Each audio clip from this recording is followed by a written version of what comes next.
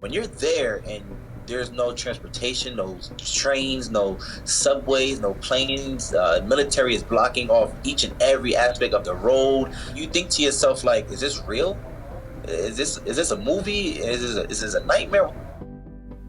A nightmare. Jared Evans, an American playing quarterback for a professional football team in Wuhan, China, found himself in the middle of a health crisis. How he managed to make it out and where he is now really is like a movie.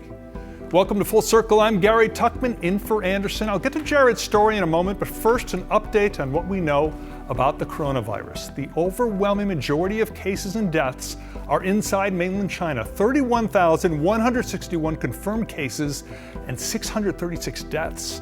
But it's spreading around the world. Now in 25 countries and regions, there are an additional 323 cases and 2 deaths outside of mainland China. 12 of those confirmed cases are right here in the United States. About 500 Americans who were stuck inside China managed to get evacuated by the State Department and ended up under quarantine on 5 separate military bases. One of them is March Air Reserve Base in Riverside County, California, and one of those passengers is Jared Evans, who joins me now. Jared was a quarterback in China. He just won the championship game his team a couple of weeks ago. His life has changed a lot. Jared, first of all, how are you doing right now? I'm doing fine. We are, just taking our time, daily basis. Everyone has their own little routine, and we're just trying to enjoy as much time as possible before we head back home to our families. We understand you've been wearing a mask while you've been in quarantine, not right now, but is it out of precaution that you wear the mask most of the day?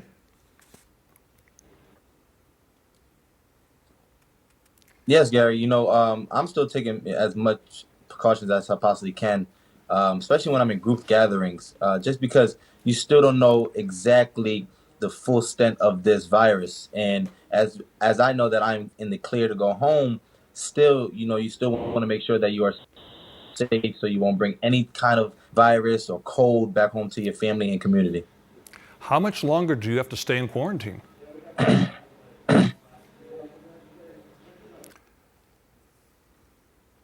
So for the federal quarantine that they provided for us, it's a full 14 days.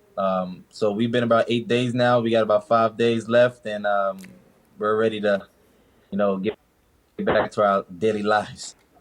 Wow. Can you tell us about how you first learned about the virus when you were back in Wuhan? Yeah, so my Chinese friend actually was the one who provided me with the information.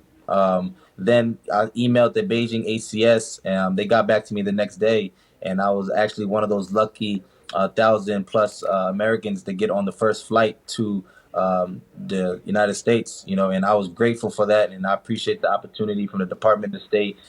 They did a wonderful job by preparing us for what exactly what we have to prepare for.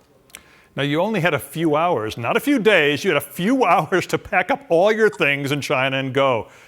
Can you tell us about that? Yes, I mean, I've basically been wearing, a few things. I haven't really unpacked all my clothing. And as you know, everybody else has a lot of their stuff here also. So we just been wearing the same stuff. We've been provided with, the laundry on the base. So we just been, going back and forth with the same things, not really unpacking like it's our home. Can you tell us what the flight was like, going from being in self-isolation to being in a plane sharing recycled air for hours? It must have been very stressful. Yeah, it was kind of a relief, to be heading back to the United States. But at the same time, it was kind of nerve-wracking because at that time, you really didn't know who or if anybody really had any kind of symptoms. A lot of the stuff was pretty much personal. So, of course, you want to be, take as many precautions as possible, washing your hands, hand sanitizer, gloves. Face mask was one of the most important things that you could possibly have on the flight. Like you said, recircling the air. So we definitely was, nervous at that time. Not to sound over dramatic, but do you feel lucky to be alive right now or not very sick?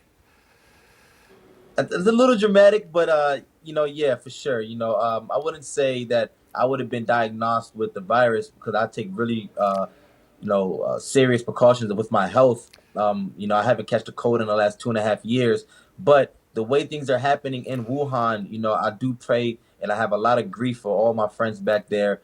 Nobody is actually sick with the virus of my personal friends, but I mean it's really really serious back in Wuhan, and I pray for those who are definitely going through this situation.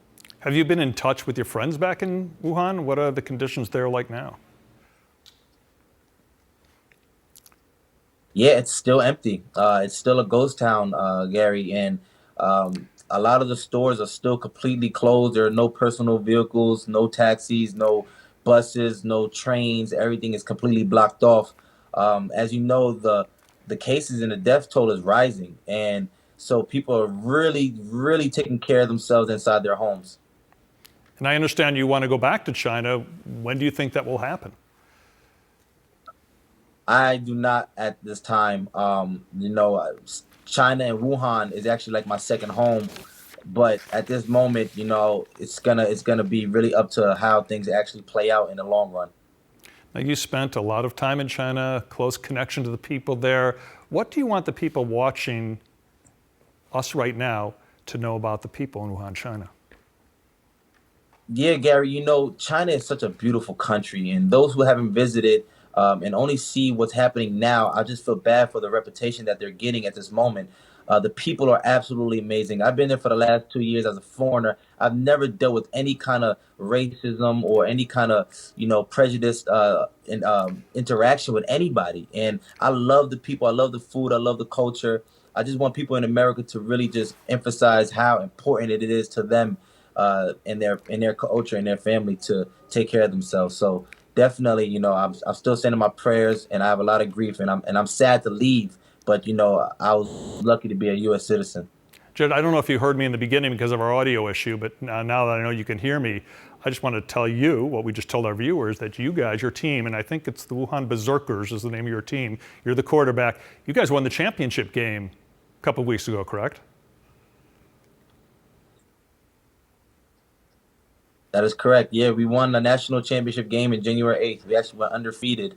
And all those guys that are on my team are from Wuhan. So I have a really close connection with those gentlemen. Jared Evans, I really thank you for talking with us. We wish you and all the others in quarantine the absolute best. Thank you. It's now time for us to move on to the goods, where I'll share one story that hopefully leaves you feeling good. A young sports fan, sports is the motif today, sports fan who's battling cystic fibrosis got a chance to hit the ice with his favorite NHL hockey team thanks to the Make-A-Wish Foundation. Check this out.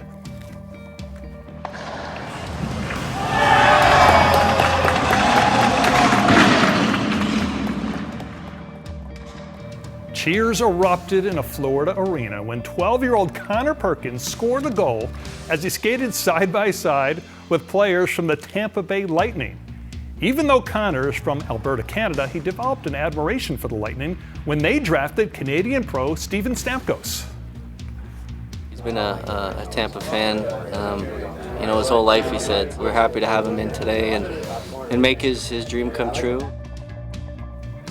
Connor was diagnosed with cystic fibrosis, an incurable genetic disease, in 2007, and his family says the last few years have been hard on him. After the Make-A-Wish Foundation gave him the chance to sign a one-day contract with his heroes, Connor shared some sound advice. Play hard and win. And that is sound advice. Play hard and win. Words of wisdom from an all-star champion who scored a permanent spot with us here on The Goods. That does it for Full Circle. We'll be back at 5 p.m. Eastern Time on Monday. And remember, you can stream the show at any time by going to cnn.com/fullcircle.